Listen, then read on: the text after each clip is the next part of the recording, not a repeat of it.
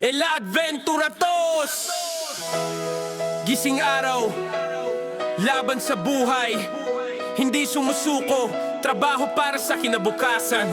Habang ang iba ay natutulog pa, may isang taong bumabangon na. Hindi dahil madali ang buhay, kundi may pusong sa kanya'y umasa.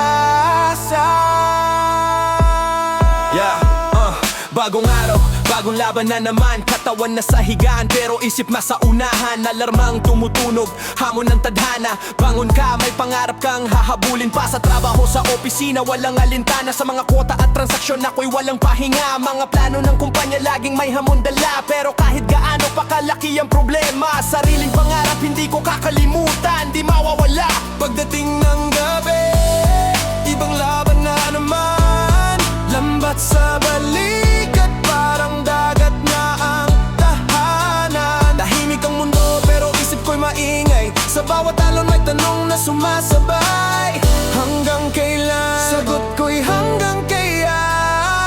Hindi ako uurong basta't may pamilya.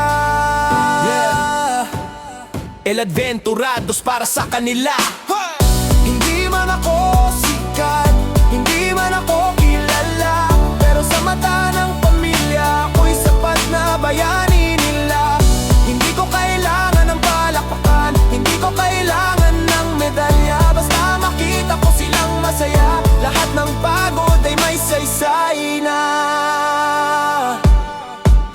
Trabaho sa araw, kayod sa gabi, motorsiklo at kalsada kasama sa biyahe ko lagi. Lambat at bangkas sila ang saksi sa mga pagod at pawis kong dumadali para sa akin na bukasan na hindi matitinag ng unos at alon. Madapaman kung minsan pilit pa rin bumabangon. Sa bawat luha at pawis na pumapatak, ito'y naging inspirasyon. Hindi man perpekto, hindi man bida sa tingin, hindi rin ito luho, hindi ito yabang. Ito'y sakripisyong walang pag-aalinlangan. Sa mata ng pamilya ako'y panalo, tahimik na bayani pero buo ang puso. Oh, di bibitaw. Oo, sobrang nakakapagod pero hindi dito hadlang sa magagandang bukas na aking inaasam. Kalsada may delikado o kaya'y sobrang dilim. Kahit dagat man ay napakalamig, mababaw man o malalim. Kahit pa may unos o kahit bumabagyo, hindi ako titigil. Tuloy ang biyahe ng buhay at mga pangarap ko. El Adventurados, kakayanin ang laban, hindi bibitaw kahit gaano kabigat ang pasan. Sa umaga motorsiklo papuntang opisina, bangka at dagat naman paggabi. Pagod man ang katawan pero di susuko ang sarili, dahil ang pangarap hindi basta salita.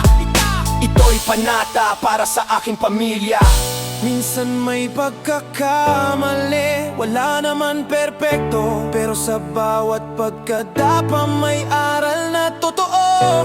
Ang mahalaga'y may dasal at pananalig, sa itaas na siyang gabay sa bawat sandali. Kaya lagi natin tandaan na huwag magmay-abang, dahil lahat ng meron tayo'y sa kanya'y hiram lamang. Salamat, gabayan mo kami. Hindi man ako sikat, hindi man ako kilala, pero sa mata ng pamilya ako'y sapat na bayani nila. Hindi ko kailangan ng palakpan, hindi ko kailangan ng medalya. Basta makita ko silang masaya, lahat ng pagod ay may saysay na. Lahat ng pagod ay may saysay na. May saysay na.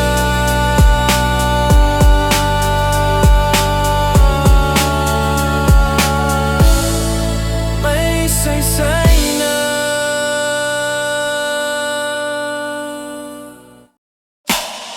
Hindi man ako